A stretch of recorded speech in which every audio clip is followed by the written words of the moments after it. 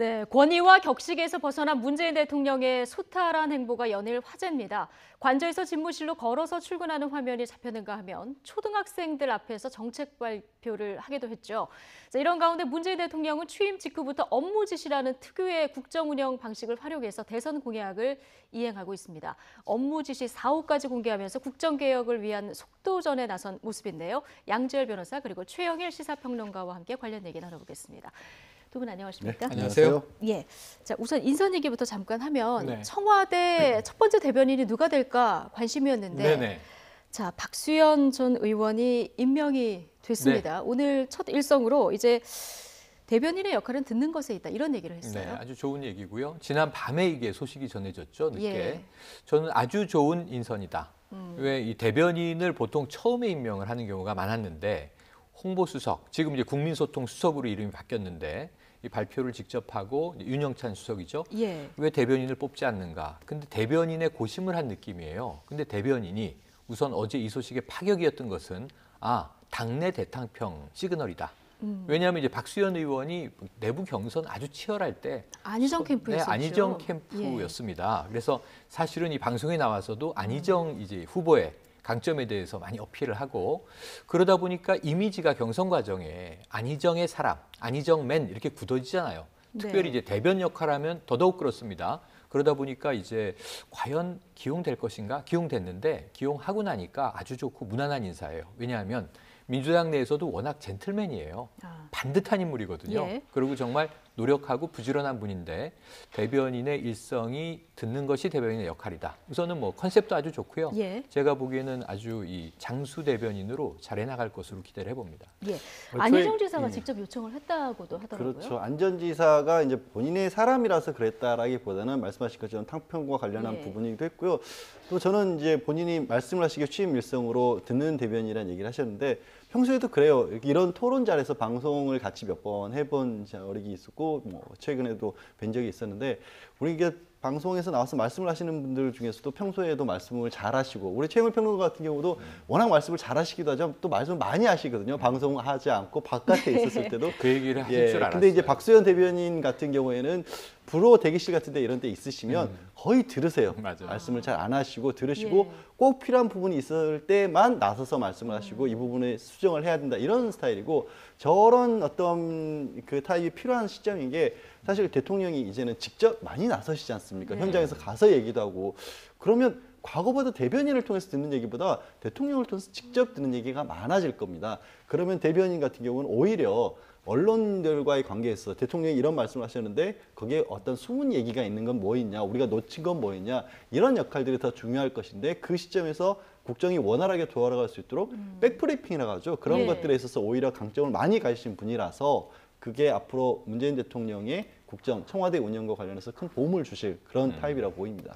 많이 듣겠다. 첫 일성으로 좋은 메시지였다. 이런 분석을 두 분 다 해주셨는데 박수현 대변인 어제 저희 작가가 미디어시티역 가는데 거기 앞에서 봤다고 하더라고요. 이제 전철을 타셨는지까지는 확인할 수 없지만 국회의원 하는 내내도 이렇게 전철 뭐 대중교통을 이용했다고 그러니까 이게 하더라고요. 보여주기 위한 게 아니고 평소에 일상적인 습관, 습성이세요. 그러니까 그게 이 서민적인 삶을 그냥 누리고 같이 이제 서민들과 시민들과 또 어울리는 게 이 정치인의 삶이다. 이게 소신이시더라고요. 그래서 이런 수탈한 모습들을 굉장히 많이 봅니다. 사실은 얼굴도 이번 경선이 아니면 그렇게 알려져 있는 정치인이 아니었기 때문에 거리에서 보면 거의 아무도 못 알아보고 그냥 평범한 직장인, 시민 이렇게 이제 갈 수 있는데 이게 대변인 상황에서 굉장히 장점이에요. 이제는 매체에 많이 얼굴이 비칠 수밖에 없지만 또 이미 경선 과정에서 이제 많이 노출이 된 정치인이 돼버렸지만 앞으로도 이 제가 보기엔 대통령의 가장 최고의 커뮤니케이션이 뭐냐면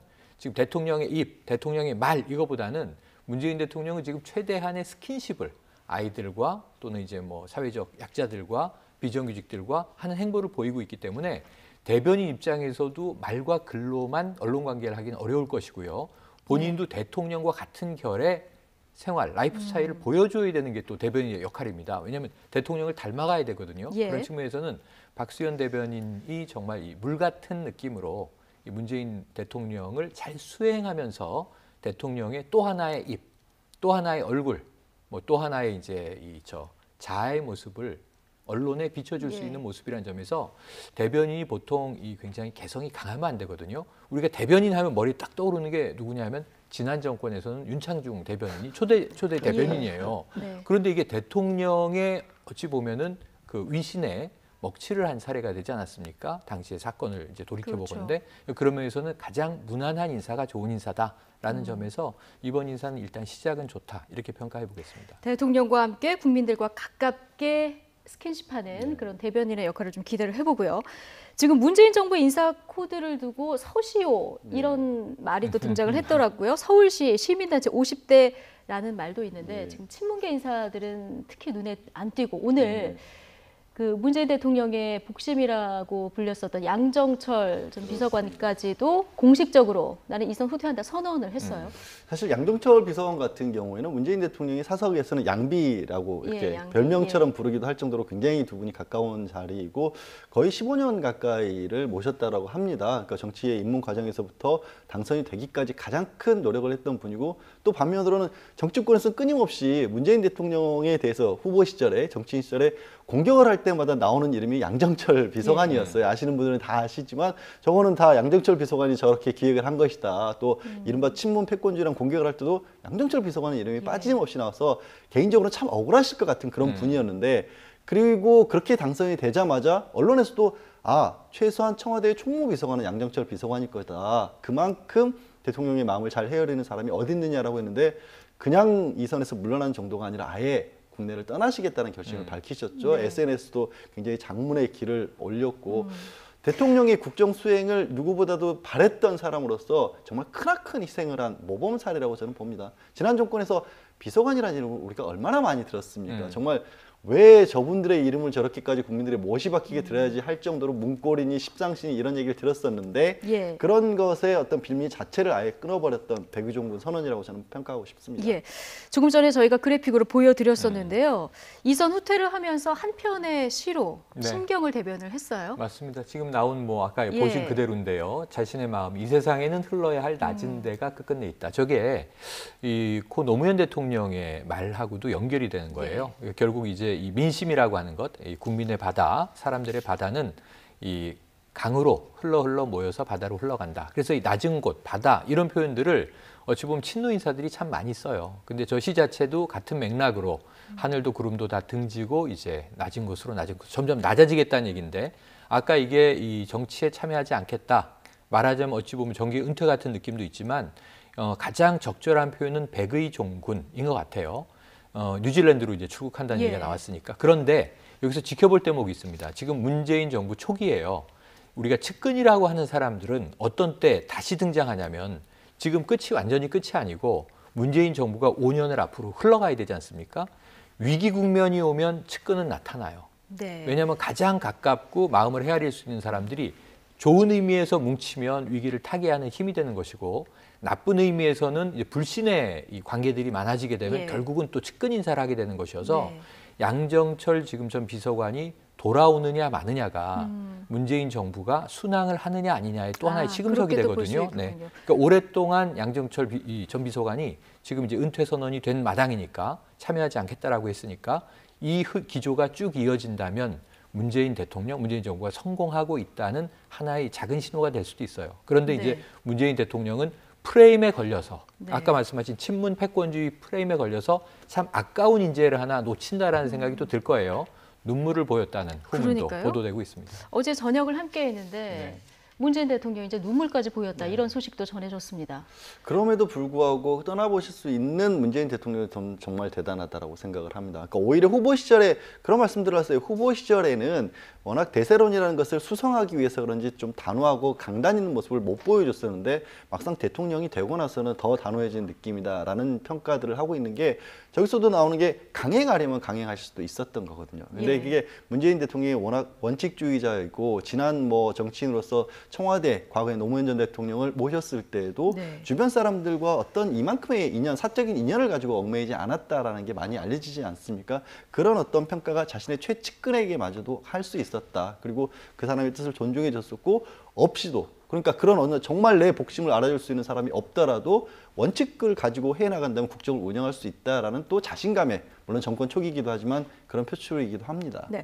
문재인 대통령도 또 측근들도 참 어려운 결단을 내린 건데요. 사실 네. 근데 선거 과정에서 이 패권 프레임 워낙 많은 공격을 그렇죠. 받았었던 부분 아니겠습니까? 맞습니다. 지금도 여전히 그렇죠. 사실은 예. 그런데 5년 전과 5년 후 이 2012년 대선에서 패자가 되고 5년 후에 이제 승자가 돼서 결국 대통령이 됩니다. 재수에 강한 대통령. 뭐 이제 이런 별명도 지금 붙고 있는 상황인데요. 그런데 그 5년 사이에 친문 패권 프레임이 생긴 거예요. 예. 그러니까 2012년을 생각해 보면 왜 문재인 후보가 떨어졌지? 두 가지 이유가 있었어요. 하나는 본인이 집권 의지가 잘 안 보인다. 좋은 사람인데 정치가 맞는지 적성을 잘 모르겠다. 두 번째 뭐냐면 세력이 없다. 당시에 이제 민주당 쪽에서 당도 따로 후보도 따로 담쟁이 캠프라고 만들었는데 각자 다 선거운동을 하는데 뭉쳐지지가 않았다. 그게 패인으로 많이 지적이 됐거든요. 근데 5년 후에 완전히 달라진 것이 이 패권이라는 얘기를 할 때는 너무 권력욕이 강하다. 심지어는 이런 표현이 등장하는 거예요. 그럼 5년 동안 이 후보 스스로가 엄청난 변화를 겪은 거죠. 또 하나는 패권 세력이라는 것은 어마어마한 세력이 구름대처럼 몰려다니면서 어찌 보면 반대자에게는 뭐 또 이제 이 역세력으로 저항도 예. 하고 그러니까 이 세력이 지금 강해졌다는 거 아닙니까? 이게 두 가지 양면이 있습니다. 좋은 점에서는 세력이 많아졌다고 하는 것은 정치를 하기 위한 기반이 아주 단단해졌다는 거고요. 박근혜 전 대통령한테나 쓰던 콘크리트 지지층이라는 얘기를 우리가 이번에 문재인 대세론을 이야기하면서 계속 썼어요. 그렇게 보면 5년 동안 이건 엄청난 변화가 있었던 것인데 예. 다만 패권이라고 하는 것은 권력을 가졌을 때 패권인데 이제 권력을 처음으로 잡은 겁니다. 집권한 겁니다. 권력을 잡은 건데 그 5년 동안 패권이라고 했을 때는 당권을 한번 잠시 잡았었죠. 예. 그때도 분란이 많아서 김종인 이제 비대위원장을 영입하고 본인은 한 1년 만에 물러났는데 그런 상황을 보면은 문재인 세력이 패권을 가졌던 적은 별로 없었던 것 같다는 점에서 그 프레임에 단단히 걸려서 아마 문재인 대통령의 최측근들은 상당히 이 대목은 억울해할 수 있는데 그럼에도 불구하고 이 말이 나오는 것 자체가 무서운 거예요, 사실은. 예. 그래서 그 미연에 유언비어들을 차단한다는 점에서 이렇게 살신성이 나는 모습은 좀 꼭 필요한 모습이고 네. 우리가 본받아야 될 모습이다. 정치인들이 물러날 때를 잘 선택하는 것 중요한 일로 보입니다. 예, 양정철 비서관이 떠나면서 나서면 패권이라고 하고 빠지면 비선이라고 한다. 그렇죠. 예, 이런 낡은 딱 단어는 맞네요. 제발 좀 거두어달라 이런 이제 부탁을 하면서 떠났는데 지금 뭐 양정철, 이호철 그리고 전해철. 최재성 의원, 예, 최재성 원래 전- 상처는 그렇고요. 예, 그렇죠. 전해철 의원은 아직 법무부 장관 하마평에 오르고 있기 때문에 네, 아직은 모릅니다. 맞아요. 예, 최재성 의원까지 다 지금 문 밖으로 나가서 네. 지금 백의 종군을 선언한 그런 상황 아니겠습니까? 근데 청와대 입장에서 인사를 할 때 보면 뭐 소통, 통합, 탕평 인사를 한다고 봤을 때 조금 가벼워진 측면이 있지 않을까 이런 생각이 아무래도 듭니다. 그런 부분도 있고요.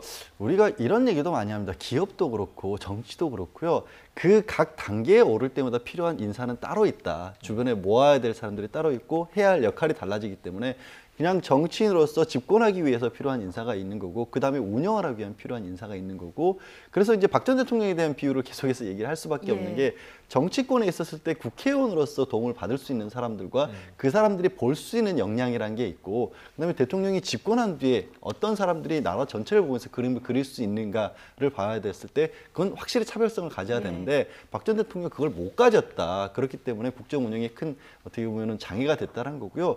문재인 대통령은 아까 잠깐 말씀하신 것처럼 서울시 출신들 뭐 서시오라는 얘기가 나오는 것도 사실은 서울시 출신이라기보다는 두 가지로 봐야 될 것 같아요. 기존에 전에 노무현 전 대통령부터 이 일을 했던 분들이 박원순 시장의 곁에 가서 일을 도와줬었기 때문에 예. 이미 집권이라든가 실천력이라든가 행정 경험이 있으신 분들이 들어간 거고요. 두 번째는 이제 문재인 대통령이 지난 대선 과정에서도 강조를 했던 것 중에 하나가 이제 촛불로 대변되는 시민사회의 목소리를 제도권으로 끌어들이겠다. 그래서 어떻게 하면 기존의 정치권이라고 불리웠던 그런 어떤 제도라는 것과 그다음에 바깥에 써 있는 국민의 목소리를 조화시킬 수 있는 방법을 찾겠다라고 했는데 시민사회 출신들을 등용을 한 것은 그런 또 어떤 의지의 표현이라고도 볼 수 있을 것 같습니다. 자, 그런가 하면 문재인 대통령 연일 업무 지시를 굉장히 숨가쁘게 네. 쏟아내고 있습니다. 지금 6일 동안 6개 업무 지시가 내려졌고요. 맞습니다. 공식적으로 이제 번호가 붙은 지시만 4개거든요. 네. 모아서 한번 들어보고 다시 오겠습니다. 오후에 예정되어 있는 대통령님께서 첫 서명을 하시는 일자리 위원회 관련 내용이라든지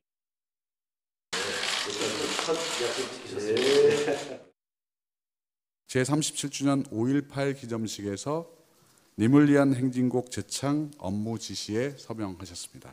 대통령께서는 상식과 정의를 바로 세우는 차원에서 역사 교육 정상화를 위한 국정 역사 교과서 폐지를 지시하셨습니다. 미세먼지 감축 응급 대책으로 30년 이상 노후 석탄 화력 발전소에 대한 일시 가동 중단, 셧다운을 지시하셨습니다.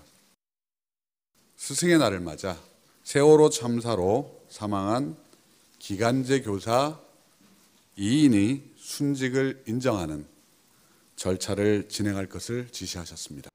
네.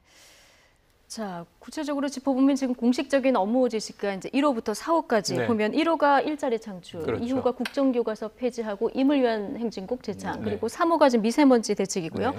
4호가 지금 보신 세월호 희생 그 순직 기간제 인정. 교사 순직제. 네. 예, 순직을 인정하라 이런 지시가 내려졌는데 이렇게 1호, 2호, 3호, 4호 이렇게 지시가 내려지는 것은 이렇게 번호가 붙는 게 좀 이례적인 것 같은데요. 지금까지는 보기가 어려웠었죠. 예. 지난 정권에서는. 근데 문재인 대통령 법조인 출신이시지 않습니까? 예. 법조인들에게 서명이라고 하는 건요.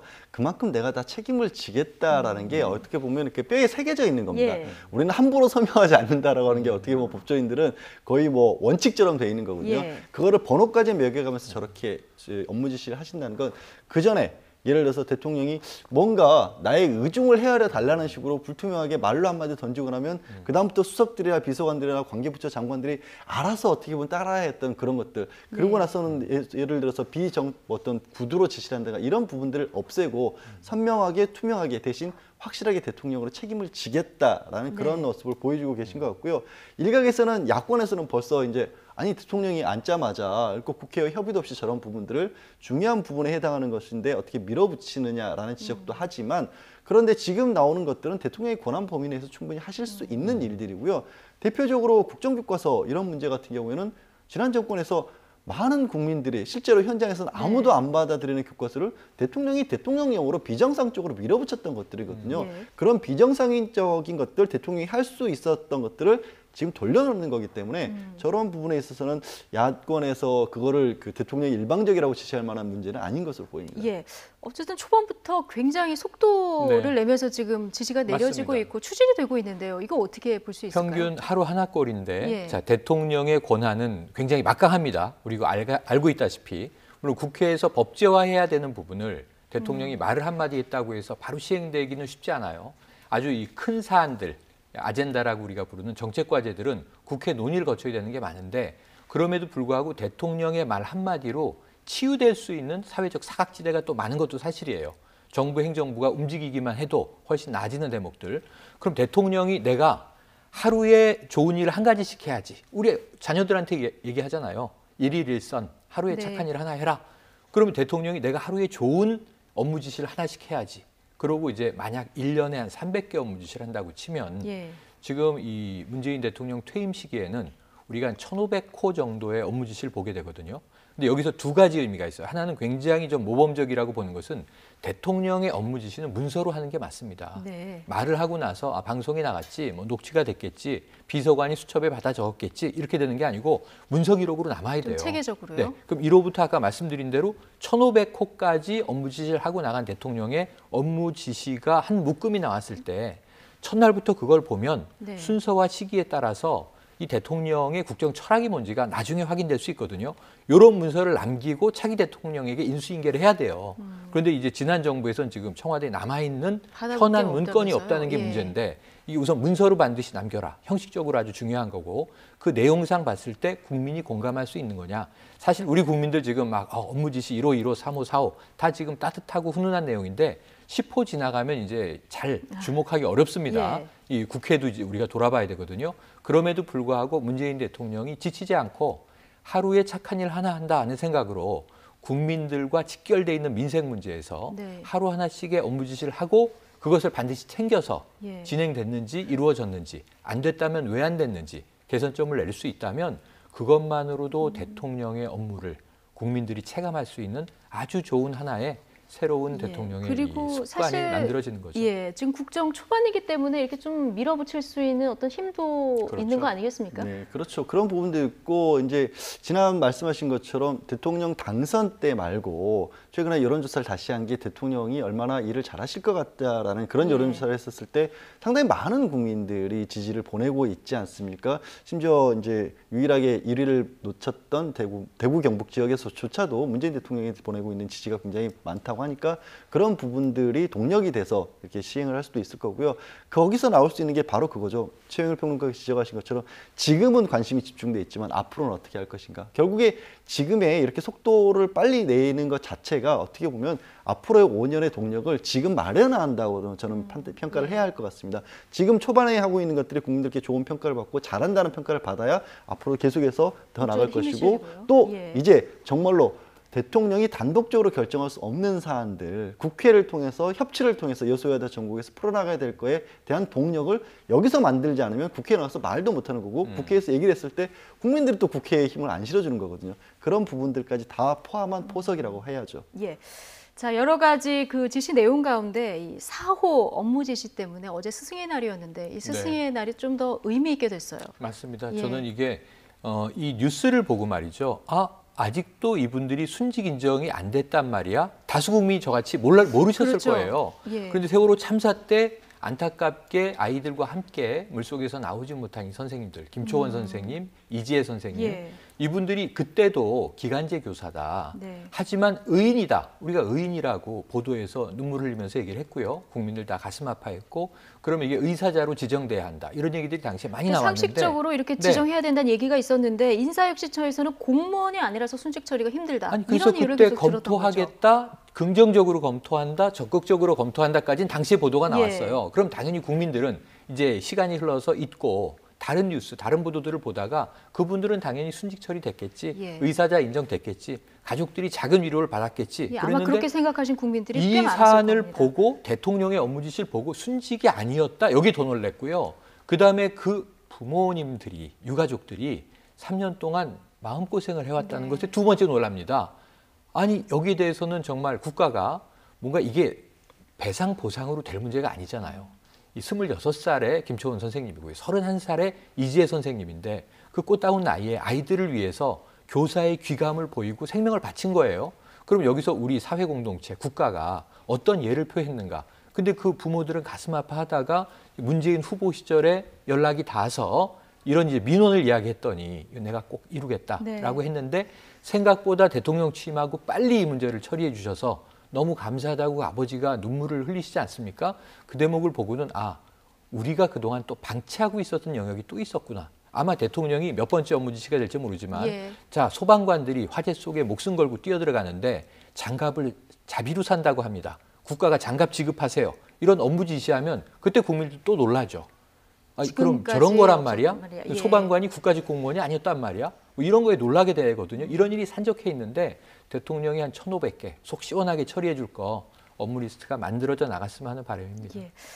두 명의 이 기간제 교사의 순직 인정 이 추진 소식이 세월호 그날 이후 네 번째 스승의 날에 네. 이제 들려온 소식이 됐습니다. 자, 누구보다 그동안 순직 인정을 요구하면서 힘든 시간을 보냈던 가족들, 자, 기쁨과 그리움의 눈물을 흘렸다고 하는데요. 고 김초원 교사 아버지의 이야기 한번 들어보시겠습니다. 스승날인데 우리 초원이가 살아 있었으면은 장미 한 송이쯤은 선물 안 받겠나 그런 생각을 막연한 생각을 해봤죠. 그런데 이제 오늘 아침에 그런 속보를 보고 듣고 해서 너무 감격해서 오전 내내 많이 울었습니다.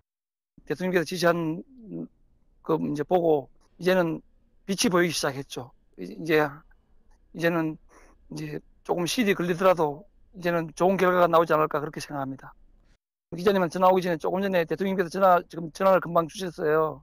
직접 통화하셨어요? 네네네. 그래가지고 내가 너무 감격해가지고 막 울먹이니까 대통령이 울지 마라 그러고 이제는 내가 대통령이 지시했으니까 이제 잘 될 거다. 네. 저 부모님의 심경을 저희가 어떻게 여기서 말로 다 표현을 하겠습니까? 아마 대통령과 어제 직접 통화를 했다고 하는데 많은 위로가 되지 않았을까 싶네요. 그럼요. 이게 실제로도 옮겨지는 것도 중요하고 옮겨지는 것도 중요하지만 지도자는 지금 국민이 어떤 아픔을 겪고 있는지를 직접 이렇게 느껴주고 공감하는 게 굉장히 필요한 예. 덕목 아니겠습니까?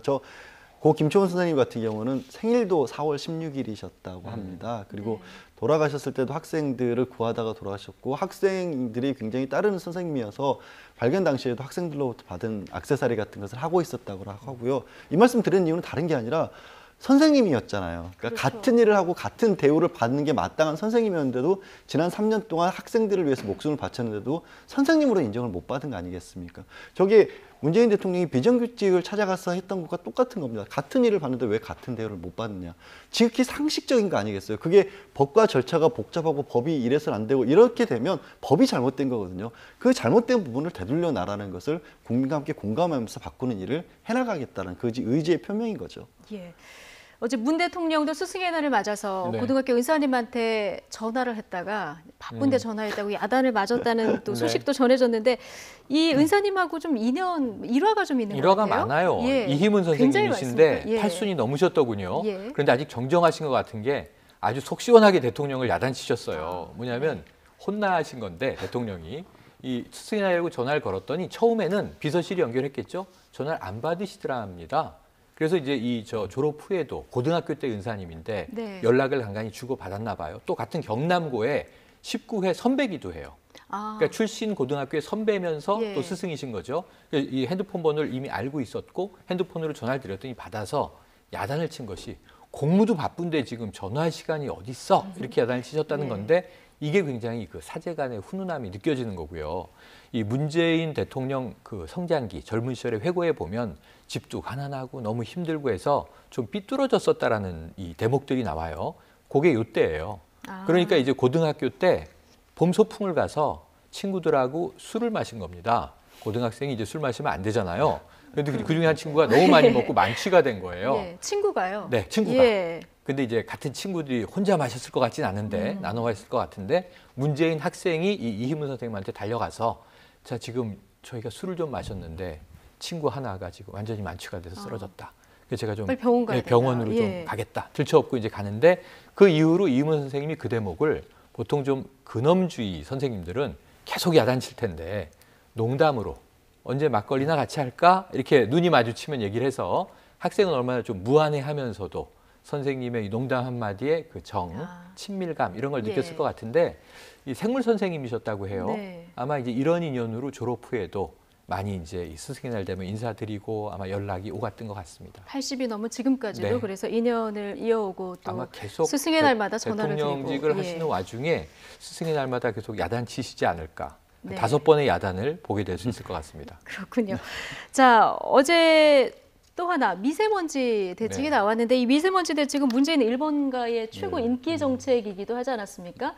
근데 이제 업무 지시를 하고요. 초등학교를 찾아서 또 대책을 설명하기도 했습니다. 예, 그렇습니다. 저희 동네에 있는 초등학교를 아, 찾아오시는 그런가요? 바람에 예. 저희 한 사람이 못 가봤다고 굉장히 안타까워 하더라고요. 예. 근데 지금 사실 미세먼지가요, 지난 2, 3년 사이에 너무나 늘어났고 대선 기간 내내에도 그게 화제였었죠. 특히 아이들이 뛰어놀아야 할 아이들이 놀이터도 못 가고 학교 운동장에서도 못 나갈 만큼 심각한 상황이다 보니까 그거를 미세먼지를 발표하는 데 있어서 가장 적절한 것으로 누구 발상인지는 모르겠지만 굉장히 딱 맞는 곳을 찾아가신 것 같아요. 거기서 미세먼지의 원인이라든가 미세먼지가 어떤 것인지에 관해서 초등학생들하고 얘기를 나누고 대책 마련도 이제 어느 정도 발표를 하셨고요. 초등학교 곳곳에 미세먼지를 측정할 수 있는 측정기도 설치를 해서 이게 문제가 될 경우에는 아이들이 직접적으로 노출되는 일이 없도록 하겠다라는 뭐 제2의 공약도 발표를 하셨다고 합니다. 예. 지금 미세먼지 주범 중 하나인 오래된 그 화력발전소 네. 이 가동을 다음 달 한 달 동안 일단 일시 중단하겠다 이렇게 발표를 했는데 이게 얼마나 효과가 있을까? 이 부분은 좀 어떻게 효과가 보십니까? 있을 것으로 봐요. 있을 이미 것으로, 예. 저 이 대선 후보 5분이 나와서 막 이제 여러 가지 공약들을 발표할 네. 때 특히 미세먼지는 우리가 장미 대선이라고도 부르고 뭐 벚꽃 대선이라고 저희 불렀지만 사실은 이 시기가 황사 대선이었어요. 네. 그러니까 사람들이 나가기가 힘든 상황에서 투표장에 갈 때도 다 마스크 쓰고 가시고 이런 분들 많으셨는데 예. 그러다 보니까 이 시기적인 계절적인 영향 때문에 미세먼지 공약이 중요해졌습니다. 안철수 당시 후보는 이거 이 국가 재난으로 선포하겠다 이런 얘기도 했고요. 근데 외교 문제다 예. 이런 얘기도 했었죠. 또 이제 중국하고 어떻게 이제 풀겠다. 예. 함께 연구해서 미리 예방하겠다 이런 얘기도 나왔고요. 그런데 이제 환경연합에서 5 후보의 미세먼지 공약을 다 꼼꼼하게 분석했는데 문재인 후보 공약이 호평을 받았던 게 몇 가지가 있어요. 하나는 목표 수치를 명확하게 제시했다. 예. 그러니까 30% 감축하겠다 이렇게 얘기를 했어요. 그럼 이걸 수치화하려면 거기에 대한 여러 가지 제반 세부 사항들이 실천이 돼야 됩니다. 지금 이 노후된 석탄 화력 발전소를 우선 30년 이상 된 것은 폐기해 나가겠다. 장기적으로. 예, 그다음에 새로 만드는 신설 화력 발전소도 공정률이 10%가 안 되는 것은 이걸 다 없애버리겠다. 네. 그리고 이제 탈원전하겠다. 그럼 신재생 에너지로 가야 되고 복잡하게 연결돼 있는데 네. 지금 이 노후된 이렇게 화력 다 발전소를 이제 전환이 없애는 될 수 있을까? 것만으로도 예. 14% 국내에서 만들어지는 미세먼지 14% 정도는 줄일 수 있다는 거예요.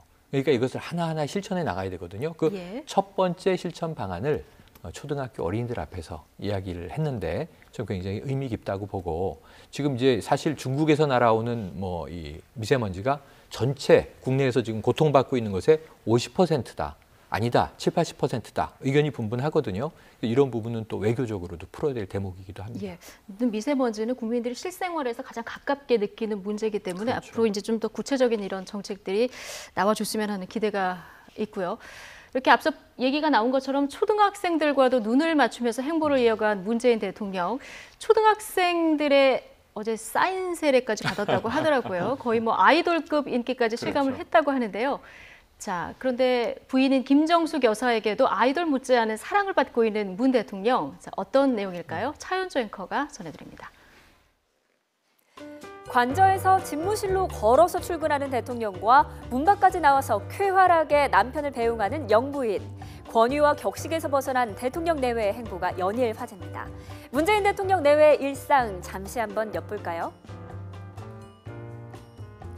어제 아침 출근길 문 대통령이 관저를 나섭니다. 김정숙 여사가 관저 정문 밖까지 나와서 대통령을 배웅하는데 갑자기 남편에게 달려갑니다. 무슨 일일까요? 있다 여보 다시 좀 조금 내려라 저거 왜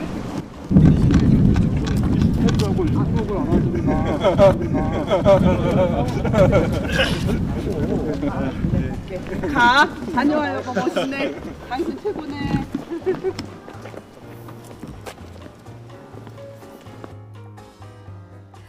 네, 평범한 우리 부모님 모습 같죠. 어제 입은 의상도 화제가 됐습니다. 공식 첫 출근 의상이 노무현 전 대통령을 향한 오마주였다는 분석인데요. 언뜻 봐도 비슷하기는 한데 사실 그런 의미가 있는 건 아닌 것 같습니다. 서로 다른 시기에 촬영된 사진이기 때문인데요. 노무현 전 대통령의 사진은 첫 출근길이 아니라 2007년 10월 2일 남북 정상회담 출발을 앞둔 아침에 찍혔습니다. 문 대통령 어제 오후에는 초등학교를 찾았습니다. 미세먼지와 관련해서 학생들과 학부모들의 의견을 듣고 정책을 설명하기 위한 자리였는데요. 그런데 문 대통령 차에서 내리자마자 관계자와 악수를 하기 전에 아이들에게 먼저 다가와서 꽃을 받아주고 인사를 해줍니다. 어떤 아이는 바닥에 책가방을 놓고 사인받을 종이를 찾으려고 뒤졌는데 대통령이 아이 앞에 쭈그려 앉아서 눈을 맞춰주고 종이 꺼내는 것까지 기다려주는 모습입니다. 김정숙 여사의 첫 행보는 어땠을까요? 지난 10일 대통령 취임식이 끝나자마자 옷도 갈아입지 않고 달려간 곳이 있습니다. 바로 모교 숙명여고였습니다. 스승의 날을 맞아 꼭 감사 인사를 드리고 싶다며 수행비서만 대동하고 은사인 명신여학원 이정자 이사장을 찾은 겁니다. 강하고 카리스마 있기로 소문난 이정자 이사장은 김 여사의 손을 잡고는 감격의 눈물을 흘렸다는 후문입니다. 탈권위, 탈격식 행보도 부창부수인 듯하네요. 네, 자, 차현주 앵커가 정리한 내용 네. 재미있게 봤는데요. 일단 예전에 지금은 맞벌이 부부가 많습니다만 예전에 아버지 출근하시고 어머니가 이제 안살림을 도맡아 하실 때는 사실 남편이 출근할 때 이렇게 옷 매무새 다듬어 주는 거 굉장히 흔한 집안의 그 풍경 아니겠습니까? 저는 왜 내가 나갈 때 우리 안사람은 저런 거 아니지라는 갑자기 부러움된 질투를 느끼고 했는데요. 그만큼 두 분이 격이 없고 가까우시고 사실 동지 아니겠습니까? 네. 생각해 보면 저는 문재인 대통령보다 김정숙 여사가 더 대단하신 것 같아요. 과거에 어떻게 보면 지금의 변호사라는 어떤 사회적인 지위와 문재인 대통령이 사법연수원 12기 정도인데 그때의 변호사라는 사회적 지위는 굉장히 다르죠. 그때 어떻게 보면은 쉽게 말해서 호의호식할 수 있었는데도 불구하고 갑자기 결혼했는데 남편 된 사람이 가뜩이나 운동이라도 유신 시위하고 이러느라고 연애할 때도 힘들었는데 변호사까지 되고 난 뒤에도 인권 변호사 한다고 크레인 찾아다니고 그다음에 정치한다고 나서는 사실 정치하고 중간중간에는 변호사로서 일도 제대로 안 되셨다고 합니다. 사건 수임 자체가 안 되니까. 그리고 집이라고 해야 그렇게 호화로운 것이 전혀 정반대인 아주 서민적인 주택만 그나마 양산 자택 같은 경우에는 찾아가 본 부분은 그래요. 이런 데서 사람이 살 수 있나 싶을 만큼 시골이었다고 할 정도로 예. 그런 곳들에서 있으면서 또 선거 과정에서는 어땠습니까?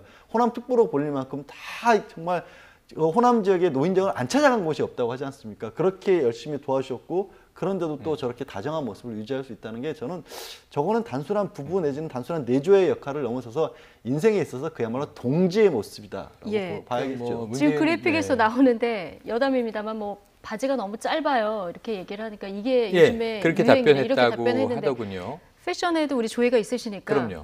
바지 길이는 적당한 겁니까? 아, 어떻게 바지 길이 보십니까? 요즘 좀 짧은 게 유행으로 가고 그래요? 있는데 예. 요즘은 다양한 개성이 이제 다 인정되기 때문에 짧게 입는 게 편한 사람은 짧게, 긴 건 길게 옛날처럼 이게 트렌드가 네. 유행이 확 한쪽으로 쏠리지 않아요. 그런데 저렇게 이제 즉석 답변을 한 것도 재미있지만 예. 저는 양지열 변호사에게 좀 그 생각을 해봤어요.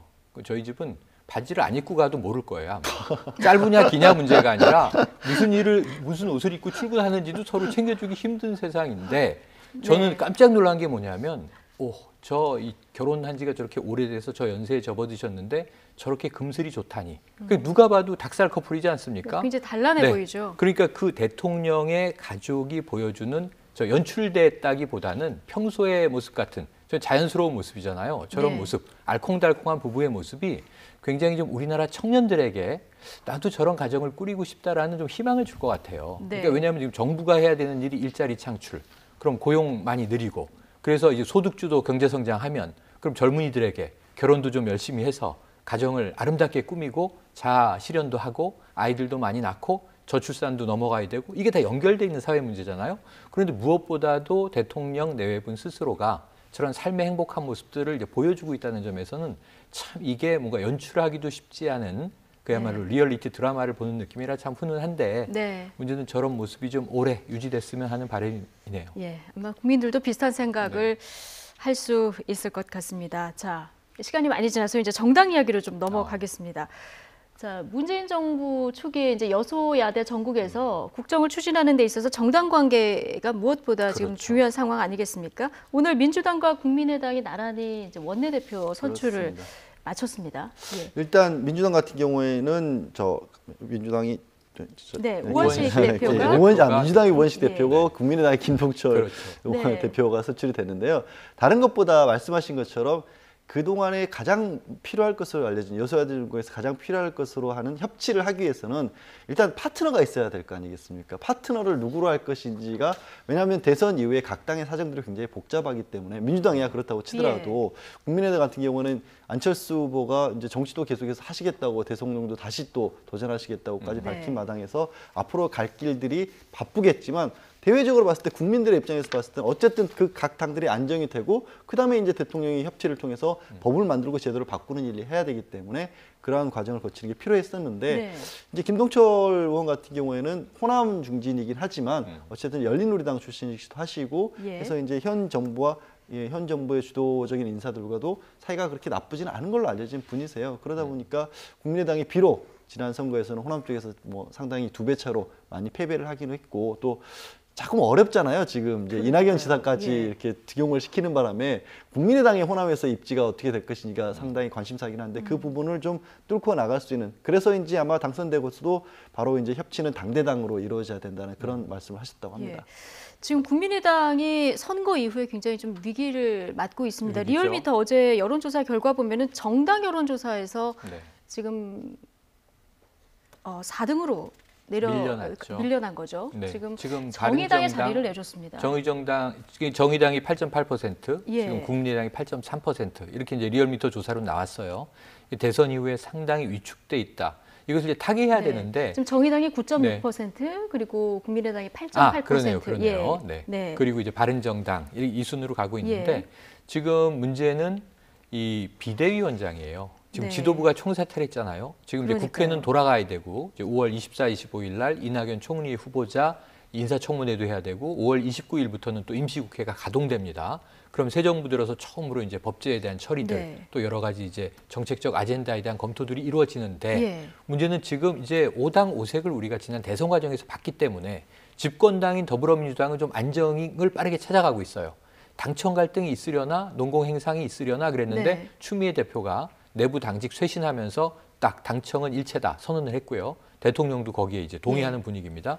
그럼 나머지 당들의 체제 정비가 중요한데 자유한국당 지금 당권 싸움이 벌어질 것 같고 7월에 전당대회를 봐야 될 것 같습니다. 근데 지금 국민의당은 먼저 지도부가 누가 되느냐에 따라서 경우의 수가 너무 많아요. 그렇죠. 지금 내부에서 뭐 주승용 의원 같은 경우에는 이미 바른정당과 우리가 통합연대해야 된다는 얘기도 나오기 시작했습니다. 그럼 이제 비대위원장 봐야 되고요. 지금 원내대표는 아마 국회 내에서 여러 당을 상대로 교섭하기도 바쁠 거예요. 지금 우원식 이제 민주당 원내대표 같은 경우에는 을지로위원회의 주축이었고 예. 최근에 이 가습기 살균제 때문에 피해받은 분들 투기 활동 주로 민생에 열심히 매진했던 의원인데 예, 원내대표가 4년 동안 됐으니까 을지로 네 맞습니다. 위원회 활동을 하셨더라고요. 을지로위원회 이제 창설 이끌었죠. 멤버고 주축이죠. 예. 그러다 보니까 이런 민생 중심의 현안들을 주로 집권당의 의제로 가져갈 가능성이 커요. 그래서 이것은 다른 당들이 어떻게 대응할까 봐야 되는데 예. 민주당은 또 홍영표 의원은 좋아할 수도 있어요. 그리고 우상호 전 원내대표도 아주 좋아할 수 있습니다. 입각할 수 있게 됐거든요. 원내대표를 그렇군요. 맡으면 입각을 못 때문에. 하는데 지금 예. 홍영표 의원 같은 경우에는 노동부 장관 물망에도 오르고 있고 그렇습니다. 그 원내대표 되면은 입각 못 하잖아 네. 그랬거든요. 그러니까 지금 집권당의 입장에서는 여러 가지 경우의 수가 있는 거예요. 역할을 예. 할 수 있는. 그런데 문제는 국민의당은 비대위원장을 누구로 세우느냐. 혹시 또 그러니까요. 이제 원외 인사, 외부 인사를 영입할 것이냐. 이런 거에 따라서 향후의 정계 개편에서 어떤 스탠스를 잡을 것인지 우리가 조금 가늠해 볼 수 있는데 오늘까지는 원내대표는 세웠지만 앞으로 갈 방향은 조금 불안정해 보입니다. 네, 그러니까 비대위원장을 누가 맡느냐 이것도 앞으로 좀 중요하죠. 지켜봐야 될 대목이고 네. 오늘 뭐 내년 지방선거를 승리로 이끌겠다 김동철 네. 신임 원내대표가 이런 얘기도 일성이 했는데 그렇죠. 자, 그 지방선거까지 또 어떻게 당이 추스려질지 이것도 좀 지켜봐야 되는 대목인 것 같습니다. 근데 뭐 이렇게 여론조사하긴 합니다만 정당 지지도 첫 3위를 한 그 정의당이 굉장히 상당히 고무된 분위기지 약진하고 않습니까? 있죠. 노회찬 원내대표의 말을 한번 직접 들어보겠습니다. 6.2%는 현찰이지만 더 많은 어음을 우리는 받았다라고. 다만 이 어음을 현금화하는 것은 앞으로의 우리의 노력 이하에 따라 달렸다고 생각했다 합니다. 이번에 나온 지지율 3위는 뭐라고 표현을 하시겠습니까? 네, 뭐 어머니 일부가 현찰로 이렇게 바꿔줬다고 생각되고요. 오랫동안 골목만 배회하다가 이제 각 가정에 이제 현관문을 열어주셔서 각 가정에 이제 거실까지는 들어가게 된 거죠. 네. 대선 때 6.2% 현찰 주셨고 이제 어음도 돌아오고 있다 이런 네. 얘기를 해주셨고요. 이제 현관문을 열어주셔서 거실까지도 들어갈 수 있다 이런 얘기를 했네요. 네, 이제 관심은 이제 안방까지 들어갈 수 있을지가 예. 관심인데요. 저는 그럴 가능성이 충분히 높아졌다고 보는 게 다당제에 대한 국민의 어떤 기대 내지는 지지율을 만들어진 건 확실해 보이는데 아무래도 지금 현재 집권 여당인 민주당과 결이 비슷하면서도 또 견제도 될 수 있는 동시에 그런 어떤 세력으로 봤었을 때는 안타깝게도 국민의당보다 정의당 쪽에 국민들의 관심이 쏠린 게 아닌가. 그러니까 국민의당이 어떻게 보면 보수냐 진보냐 호남정당이냐 아니면 아닌 것이냐 안철수 후보 개인 정당이냐 이런 논란에 휩싸여서 대선에서도 그게 어떻게 보면 지지율을 많이 얻지 못한 기반이었고 아직까지도 그런 것들이 좀 극복을 못하는 것 같아요. 그 반사이기도 하고 국민들 입장에서 봤을 때는 비슷하지만 또 약간은 조금 더 다른 어떤 색깔로 보면 조금 더 진보적인 정당 그런 민주당이 집권을 했기 때문에 실제 정의당에게 어떻게 보면 표를 주고 힘을 더 실어줘도 정의당이 추진하고자 하는 어떤 목표 같은 것들도 이루어질 가능성이 높아졌다는 기대 심리가 생겼기 때문에 이런 결과가 나와서 노회찬 의원이 말씀하신 것처럼 거실 들어간 거 성공했고 지방선거에서 안방에 들어가는 것도 어느 정도 가능성이 보인다라고 저는 판단합니다. 정의당은 오늘 이 시점에서 참 안타까울 게 뭐냐면 총선이 좀 빨랐으면 3년 후가 총선인데 네. 올해 후반이나 내년에 총선이면은 원내 정당, 원내 교섭단체가 진출 가능해 보이거든요. 예. 국민의당이 지금 40석인데 저 정도면 20석 이상 못 얻겠습니까? 그게 좀 아쉬울 상황. 내년 지방선거는 어떻게 좀 약진할 수 있을까요? 지방선거에선 약진할 수 있겠지만 정의당이 과연 광역 이 지자체까지 이제 가질 수 있을 것인가 이거는 쉽진 않아 보여요. 국민의당도 지금 고민이 호남 지역 외에 그럼 전국적으로 이 지자체 선거에서 약진할 수 있을까? 이것도 좀 쉽지 않아 보이는데 정의당을 보면서 국민의당이 지금 이 지지율 역전을 가지고 고민해야 될 대목이 뭐냐면 국민의당은 무엇인가예요. 지금 이야기하는 것은 양당제, 양자구도가 바람직하지 않다. 다당제가 좋다. 이렇게 얘기를 하는데 지난 대선 때는 양자구도가 좋다. 또 이렇게 얘기하지 않았었습니까? 우리에게 몰아주십시오.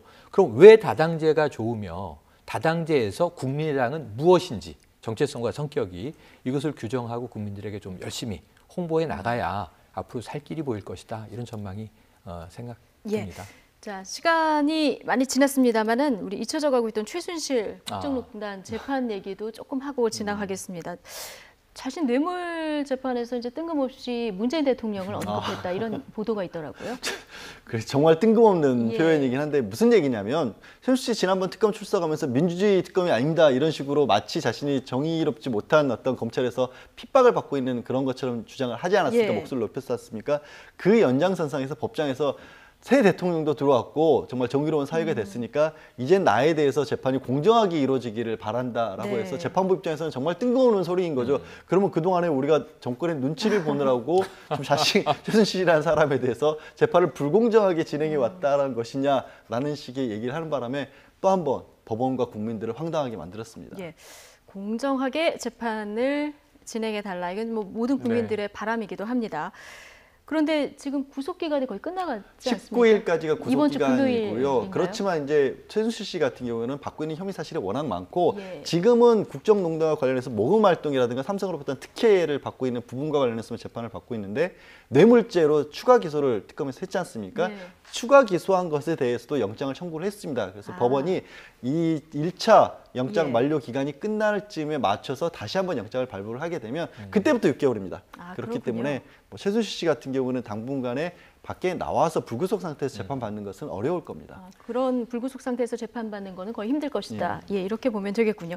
그런데 이제 문재인 대통령의 청와대 입주가 한 2, 3일 늦춰지지 않았습니까? 이게 이제 오늘 한 언론이 보도를 했는데 뭐 거울 때문에 늦어졌다 이런 보도가 있었는데요. 이건 뭐 사실은 확인은 해봐야 됩니다만 그러니까 언론 보도입니다. 보도 내용으로만 보면 그 대통령 문재인 대통령 내외에 청와대 입주가 한 사흘 늦어졌고 뭐 도배를 한다, 공사가 필요하다, 바로 입주할 수 없는 상태다. 시설 문제 때문에라 그랬는데 이게 무슨 시설 문제인가? 뭐 그럼 보일러가 안 들어오나? 뭐 여러 가지 생각할 수 있잖아요. 그런데 그 보도의 내용에 따르면 이건 이제 팩트 확인이 필요한데. 이 청와대 관전내에 거울방이 있더라는 거예요. 그러니까 이걸 지금 다 뜯어내고 도배를 해야 되기 때문에 그러니까 이게 뭐 큰 방은 아닌 것 같고 청와대에 이제 여러 내실들이 있으니까 그 방 중에 하나에 거울이 많이 붙어 있는데 이게 박 전 대통령이 운동하는 공간으로 썼던 것 같다는 거예요. 어찌 보면 우리가 뭐 발레를 하거나 뭐 운동하는데 이렇게 벽면으로 돼 있는 그런 이제 공간들도 있긴 있습니다만 그래도 청와대 내부에 이 대통령 혼자 이제 기거를 하셨는데 거기에 거울이 이제 좀 크게 많이 붙어 있는 방이 있더라. 이건 좀 또 이상한 느낌들을 자아내는 대목이 있죠. 그래서 이것은 좀 확인을 해봐야 될 것 같고요. 이런 이 생각을 해보면 청와대의 주인이 바뀌면서 우리가 느끼는 게 최순실 씨 얘기하니까요. 내일 모레 이제 5월 18일이 광주민주화 항쟁 이 운동 기념일이니까 대통령이 광주 행사를 갈 텐데 다음 주 화요일 5월 23일이 박근혜 전 대통령이 처음으로 재판에 출석해야 되는 이제 공판 시작이거든요. 그러네요. 이날이 근데 이 고 노무현 대통령 이제 서거 8주기 기일입니다. 그래서 봉화에서는 또 기념식이 있을 텐데 다음 주 화요일에 박 전 대통령은 재판장에 법정에 출석을 하고 또 이제 고 노무현 대통령의 참여정부 인사들이 새롭게 집권을 한 이 모습 굉장히 전 희비가 교차될 것 같거든요. 그런 점에서 이 거울방에 대해서는 조금 또 이게 민심이 흉흉할 수 있는데 조금 더 언론에서 확실한 확인 보도를 해주셨으면 하는 생각이 듭니다. 자, 다음 주 23일 이제 공판 절차 정식으로 이제 그때는 공개 재판. 예, 공개 재판이기 때문에 박근혜 전 대통령도 나오고 또 최순실 씨하고 그날 법정에서 마주칠 가능성이 있다면서요. 충분히 있습니다. 왜냐하면 예. 이제 뇌물죄와 관련돼선 어차피 두 사람이 공범이고 최순실 씨가 주도적인 역할을 했다고 하지만 밑에 이제 박 전 대통령이 이제 힘을 실어준 그런 모양새이기 때문에 법정에서 같이 피고인으로 설 수도 있고 또 두 사람은 서로에 대해서는 공범이지만 서로에 대해서는 또 증인의 역할을 겸하고 있습니다. 그렇기 때문에 네. 한 사람을 증인 신문하는 과정에서 한 사람은 피고인석에 앉아 있고 그 모습을 바라보거나 서로가 서로에게 질문하고 답하는 그런 과정들도 이어질 가능성이 생긴 거죠. 그렇군요. 이제 공개 재판이기 때문에 볼 수도 있고요. 그리고 방청권을 또 그 국민들이 신청을 하면 볼 수 들어가서 볼 수 신청을 있는 하고 거죠. 배부받는 겁니다. 그런데 예. 지금 이미 시작이 됐나요? 시작이 됐고 예. 지금 제가 보기에는 뭐 경쟁률이 상당할 것 같아요. 역사적인 재판이다 보니까 예. 이런 것은 뭐 교육적 차원에서든 정말 뭐 사회 문제에 대한 큰 관심이든 많이 또 이제 방청 신청을 하시는데 경쟁률이 어느 정도 나올지 그것도 또 아마 관심이 주목되는 대목입니다. 네, 알겠습니다. 자, 마지막으로 박 전 대통령 지금 이제 수감 생활한 지 몇 개월 접어들었는데 뭐 TV, 신문 다 끊고 지금 영어 공부에 매진하고 있다 이런 그 소식이 또 들리더라고요. 그러니까 일각에서는 특히 이제 선거 과정에서 박 전 대통령의 건강 상태가 좋지 않다더라 뭐 이런 얘기도 나왔습니다만은 실제로 구치소 관계자들이 제가 이렇게 알아본 바로는 전혀 그런 사실은 없고요. 예. 굉장히 건강은 양호하고 1시간 정도 운동도 꼬박꼬박 하고 있고요. 다만 지금 상황에서 문재인 대통령에 관한 얘기가 끊임없이 뉴스에 나오고 있는데 TV나 신문을 보고 싶을 리는 없지 않습니까? 예. 그건 뭐 사람의 마음이 다 그런 거니까요. 재판 준비를 하고 있으면서 또 이렇게 그 이미 영어 관련 서적들이 많이 들어갔었고 영안 사전을 그렇게 많이 탐독을 하는 모습을 보여서 주변에서 이제 그 관계자들이 도대체 무슨 이유로 영어 공부에 저렇게 매진할까라고 하지만 물어보지는 못했다고 합니다.